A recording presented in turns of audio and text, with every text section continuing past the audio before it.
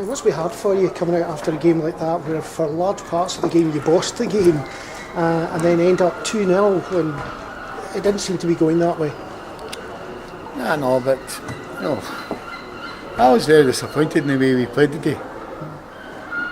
I don't think 2-0 is a reflection on the game, but they've scored a sensational goal.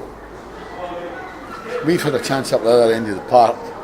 They've kicked up the park, it's went right through the middle of us, and got about 3 breaks of the ball, and the boys had a great goal, the Walkers had a great goal. I thought the referee had a great game. Never in a million years has a penalty kick. Never. I think the United boys were laughing, never mind the Brecon boys being angry. But I thought the referee did really well today. I don't think we played well, although there was periods in the game where we were well on top, but with 8 minutes to go it's 0-0. And we're well on top of the game, and I'm thinking, we're going to score here. We may end up getting beat 2-0. It's a difficult one. Your midfield is very, very strong. You've got Husband and Young both in there. Aye, but I've also got Templeman, Danny Denham, Hilson and Swanky. And you have to deal with them, and I don't think any of them fired today at all. That's a credit to United, really stopped us playing. And fairness to them, they're worthy league leaders. They've got a big game coming up. I'm sure they'll be there at the end as well to contend with.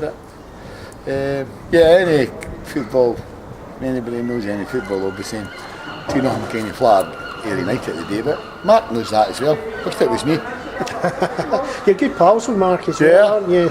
Yeah, he's got bragging rights at the moment, has he? He's got bragging rights, aye. And he won't let you forget? No. But Mark knows me better than a lot of them, is that I look at league positions at the end of the season, at the start of the season, So we'll see what's in front of us. Well, Mark, 3 games, top of the table, beat the team that beat Dunfermline last week. You must be really happy. It's always great to get a wee run of results, especially at the start of the season. We go on about it to the players a bit. The first quarter going up really important, and to go and stall out and get 3 wins out of 3 straight away. It sends a marker out, you set a marker there, and then people will look at it and go, maybe we're on with the soft touch that we thought we were. So it's a start, it's something we've got to go and build on, and I think in this first quarter, if we get as many points as possible, as quick as possible, again other teams will be playing catch up then, and we'll see after the first quarter and we'll go from there. This wasn't the prettiest game for Ayr. It wasn't, I hate to say it, but simple as last week. A lot of passing last week. This time they were tucked into midfield an awful lot against a very strong midfield. It was, by the way, Forfar are one of the better sides in the league, and you see from middle to front of it, they've got real threat up front in wide areas, but the middle part they've got a guy who can play, and Husband in there, and Derek Young, who's an experienced player, so they're no easy touches. And sometimes you don't, the type of players we've got, you're not going to play the perfect game. But we've done really well in the last few weeks with passing the ball. Didn't really work for us today, but the most pleasing thing for me is we've ground it out, and it's very, very difficult there. I think that's something that's been aimed at in the last couple of years since I've been here. We've not done enough, and to do that today was really pleasing. And Scott McLaughlin's popped up with 2 goals for us, so I'm delighted for him. Yes, we're in a difficult position for United Media. For our star man, we had just picked Peter Murphy because he was so solid at the back. Some of his passing was well in the first half, the outside of his right foot down the line.